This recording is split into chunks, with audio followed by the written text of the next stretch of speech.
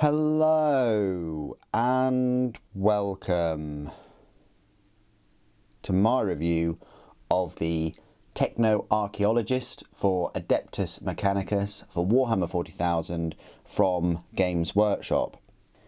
Now this model will cost you £19 and only consists of 5 plastic push-to-fit components and a 32mm round base.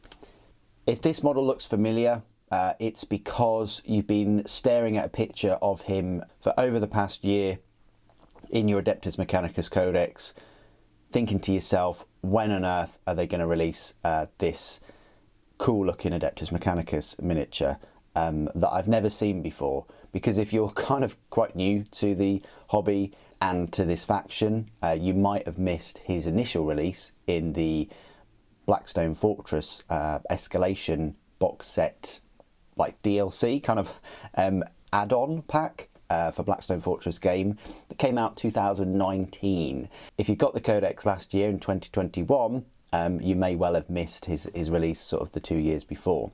The format of this video, I will have a look at the miniature up close, go through all the detail, then I won't be going through any spare parts because there are zilch, and then I'll be going through some size comparisons with other Adeptus Mechanicus miniatures and units, and then we'll go through his rules. Finally, I can go through his rules in the codex that I got a year ago.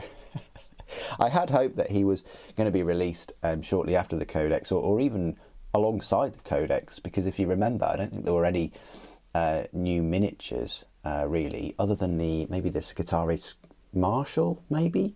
I think he was the new one, but they should have released this Technoarcheologist at the same time.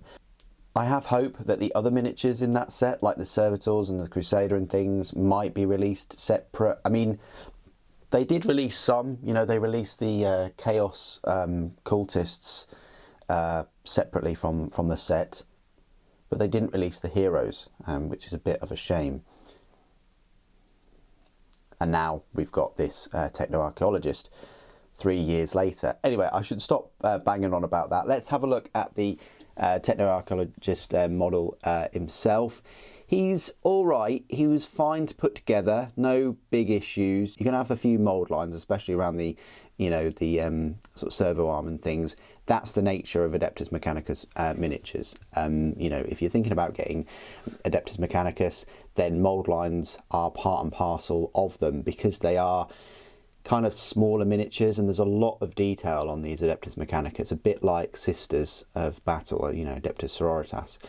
He's got his pistol there, he's got his augury scanner type thing, he's got a load of like tubing and dials and, you know, plugs and sockets and cabling. I think the cabling works for this pistol, for Adeptus Mechanicus. I don't think it kind of works that well for any of the Horus Heresy miniatures, like the Space Marines and things, especially like for Plasma and Volkite. But for Mechanicus, when there's already a lot of cabling and things, it works. It really does. Anyway, that's what he looks like. He does actually have some kind of like face skin or something, probably not a lot under all of that attire. You know, if you've read any lore and any stories about Adeptus Mechanicus, you'll find out that there's not that much, you know, human left of them. They are more machine than human, you know, because the flesh is weak, and their methodology is, why don't you just replace your body parts and things with more efficient, which, yeah, I guess they got a bit of a point. So yeah, that's the Technoarcheologist. Let's compare him to a few other Adeptus Mechanicus miniatures. Okay, so first things first, let's compare him to a Skitaris Marshal, which might be your other HQ choice, right here. The Marshal definitely has more presence. He's a fair bit taller, just looks cooler, I think, but you know, there is that. Smaller sort of power plant, doesn't have this servo arm thing going on, but does have this cool looking servo skull, and has this rod and this power sword and this cool looking pistol, and some kind of like metal skeleton head.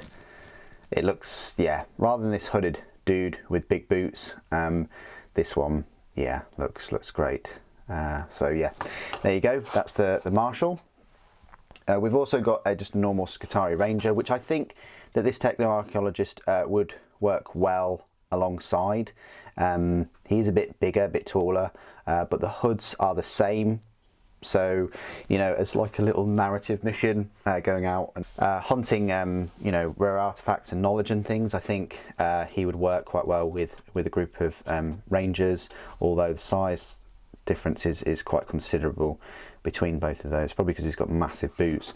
And then you've got a Tech Priest as well, which, you know, kind of shares the hooded thing, and works quite well with him too. And then finally you've got just something out of the 50s and 60s, Castellan Robot, which I don't know, maybe would work narrative. You know, depends on how you sort of paint it and things, but even to proxy him as a Cybernetica Data Smith or a Tech Priest Enginseer would kind of work, although he doesn't have that cool power axe thing. Okay, so this is my part of the review where I will go through all of the rules for this Technoarcheologist. You'll find him in your brand new Adeptus Mechanicus Codex. He does count as a HQ choice, and he's quite near the front of the Codex. Actually, he's only one lower than the Tech Priest Dominus, which is a bit odd, but he sort of falls in line with the other two HQ choices for Adeptus Mechanicus that are kind of his size, which is the Skitarii Marshal and the Tech Priest Enginseer. His power points cost is a 3, and his points cost is 55 points. That means he's the same points cost as a Tech Priest Enginseer and 10 points more than the Skitarii Marshal. You really are getting your value for money for the Marshal at 45 points. So the Technoarcheologist then, what makes him so different compared to the others? Well, his movement is a 6-inch, weapon skill is 4+, ballistic skill 3+, strength 4, toughness 4, 4 wounds, 2 attacks, leadership 8, and a save of 3+. Super, how does that compare to the other two? Well, the weapon skill and ballistic skill are actually worse than the Marshal, which has a weapon skill of 3+ and a ballistic skill of 2+.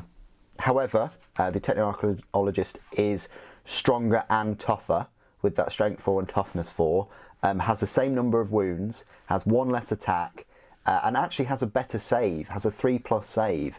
I'm not sure why, you know, that the Marshal only has a 4+ when the Enginseer and the Technoarcheologist have the same armor save as a powered armored Space Marine. It's a bit ridiculous. I think they should have a 4+, but there we go. Yeah, giving them giving this guy a toughness 4 and a save of 3+ is basically a Space Marine, and giving him 4 wounds, basically better than a Space Marine, right? Especially with that ballistic skill 3+. Anyway, speaking of which, he's equipped with an eradication pistol and a servo arc claw.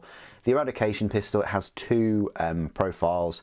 You've got a shorter ranged profile, which is 6-inch, and that's pistol D3, strength 6, AP -3, damage 2, blast.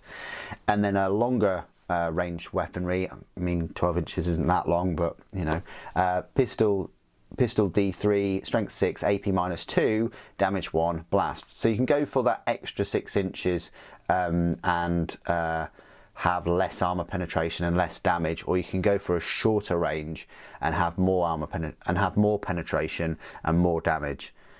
The great news about this though is that both of the profiles are blast. So whichever firing profile you pick, it's going to be great against a unit of 5 or 10 or, you know, however many. You just got to get him close in range, but you've got to get him close in range, and with that weapon skill 4+ and the only 2 attacks, yeah, it's an odd one. Whether you, yeah, it's a tricky one whether you would kind of sacrifice him. Anyway, he's also equipped with this servo arc claw. It's a melee weapon. It's a strength +3, which bumps his strength up to 7, armor penetration of -2, and damage of 3. That's solid up damage 3. It's great. Each time the bearer fights, no more than 1 attack can be made with each servo arc claw. Okay then, so he only gets 1 attack. and against a vehicle unit, the damage characteristic of 4 and an unmodified wound roll of 4+ successfully wounds the target. So any vehicle, that's great. Abilities, he's got quite a few abilities. So Canticles of the Enginseer, Enhanced Bionics, so he gets a 5+ invulnerable, so he's got 3+ normal, 5+ invulnerable. He has an Omni Scrambler, enemy units that are set up on the battlefield as reinforcements cannot be set up within 12 inches of this unit. Brotherhood of the Cog, if your army is battle forged, then each Tech Priest Dominus or Tech Priest Manipulus unit included in a detachment, 1 Tech Priest Enginseer or Technoarcheologist unit can be included in that detachment without taking up an additional battlefield role slot. That's great. So you can have multiple of these and things. So that's great. So that means you can have multiple HQs in your battle forged army. Machine focus. In your command phase, select 1 friendly Forge World Core, Forge World Cataphron Servitors or Forge World Servitors unit within 6 inches of this model.